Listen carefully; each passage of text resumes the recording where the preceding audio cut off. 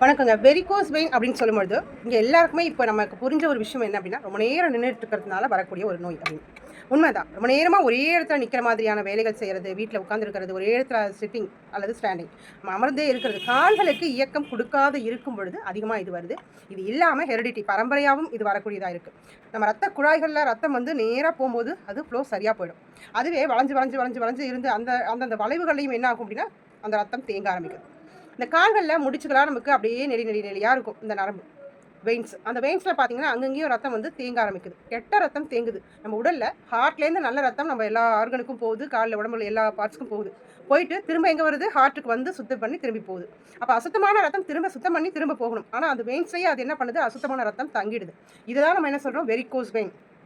அந்த நரம்புகள்லேயே தேங்கிடுறதுனால, அந்த கெட்ட ரத்தம் தேங்கிடுறதுனால நாள் ஆக ஆக அது அதே இடத்துல அந்த மூமெண்ட் இல்லாமல் ரத்தம் வந்து தடைப்படுது. அப்படிங்கும்போது வலி ஏற்படுறது, அந்த நரம்பு சுருண்டு போய் பச்சையாக அந்த கெட்ட ரத்தம் தேங்கி போகிறதுனால அந்த மாதிரி இருக்குது.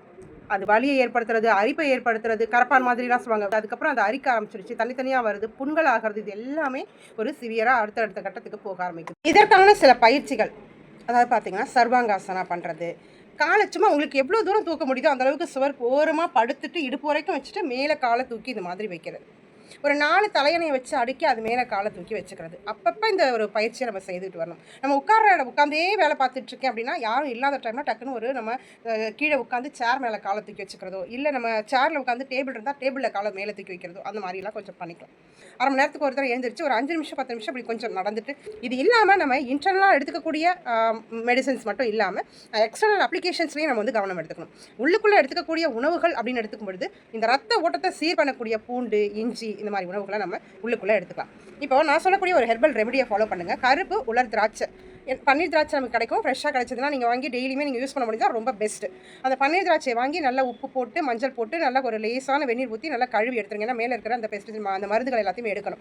இது எல்லாத்தையும் எடுத்துகிட்டு கழுவி அந்த எடுத்துகிட்டு பன்னீர் திராட்சை, இஞ்சி, கொஞ்சோண்டு மஞ்சள், சின்னோண்டு ஒரு அரை சிட்டிக்கு அளவுக்கு மஞ்சள், ஒரே ஒரு மிளகு, கருமிளகு. இப்போ இது எல்லாத்தையும் போட்டு நல்லா ஃபைனாக அடிச்சுட்டு விதையோட தோலோட இந்த பன்னீர் திராட்சையை அடித்து அப்படியே சாப்பிடணும். அப்போ ரத்த ஓட்டத்தை அது சீர் பண்ணி கொடுக்கும். வெறும் வெந்நீரில் கலந்துட்டு இதை குடிச்சிட்டு வரும்பொழுது ரத்த ஓட்டத்தை நல்லா சீர் பண்ணி கொடுக்கும். இதை நீங்கள் காலையில் சாப்பிட்டுட்டு 1 மணி நேரத்துக்கு பிறகு நீங்கள் மதியத்தில் ஒரு ஜூஸ் குடிப்பீங்க, அந்த மாதிரி குடிச்சிக்கலாம்.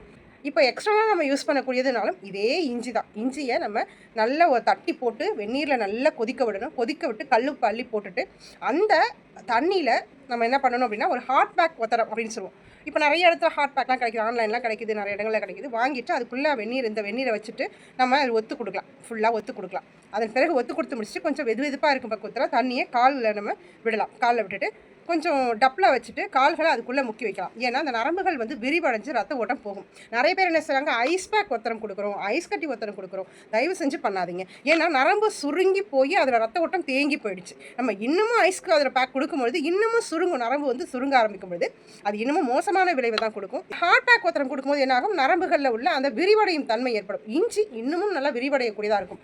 இதை வந்து நம்ம ஒரு பாலித்தீன் கவரில் கூட வீட்டில் கட்டிட்டு கூட நம்ம அந்த மாதிரி ஒத்து கொடுக்கலாம். கொடுத்து முடிச்சுட்டு ஒரு துணியில் நல்லா பிழிஞ்சு அந்த சூடோடு அந்த தண்ணியோட கொஞ்சம் லேசாக மெதுவாக தான் கொடுக்கணும். ரொம்ப ஃபாஸ்ட்டாக வச்சு அழுத்தக்கூடாது. மெதுவாக மைல்டாக வச்சு அப்படியே லேசாக ஓத்திரம் கொடுத்துட்டு அப்படியே அந்த தண்ணி மூலம் அந்த இஞ்சி இறங்கின தண்ணி வந்து அதில் படணும். பட்டதுன்னா அந்த நரம்புகள் வந்து என்னாகும், ஒரு விரிவடையும் தன்மை ஏற்படும், ரத்த ஓட்டம் அதில் போகும். இதை கொஞ்சம் கொஞ்சமாக படிப்படியாக ஸ்லோவாக நடக்கும். இதெல்லாம் முடிச்சுட்டு நம்ம தொடச்சிட்டு கால்களை நல்லா தொடச்சி விட்டுட்டு நம்ம சாய் சுபம் ஆயில் நம்மள்ட்ட வாங்குறீங்களா, அந்த ஆயிலை, வெரிகோஸ் வெயின் ஆயிலை நீங்கள் நல்லா கையில் அப்ளை பண்ணி நல்லா இது பண்ணிவிட்டு நம்ம கால்களில் என்ன பண்ணலான்னா, கால் இப்படி தான், கால் இதுதான் பாதம், இப்படி தான் நிற்கிறோம் இல்லையா, இப்படி பாதத்தை வச்சு இப்படி நிற்கிறோன்னா இந்த காலில் தான் இருக்குது, இல்லை தொடையில் இருக்குது அப்படின்னா என்ன பண்ணணும், கீழேந்து மேலே தான் போகணும். கீழேந்து மேலே தான் அந்த ஆயிலை இப்படி மெதுவாக 2 கையிலையும் வச்சு மெதுவாக 2 பக்கமும் வச்சு இப்படி மெதுவாக கால்களில் இப்படி காலை குத்துக்கு வச்சுட்டு கீழேந்து மேலே முட்டி வரைக்கும் தடவலாம். இல்லை தொடையில் இருக்குன்னா கீழேந்து இடுப்பு வரைக்கும் தொடையில் அப்படி தடவலாம். கீழே தடவக்கூடாது, மேலேந்து கீழே தடவக்கூடாது, அழுத்தி தேய்க்கவும் கூடாது. இது ரொம்ப ரொம்ப கவனத்தில் வச்சுக்கணும்.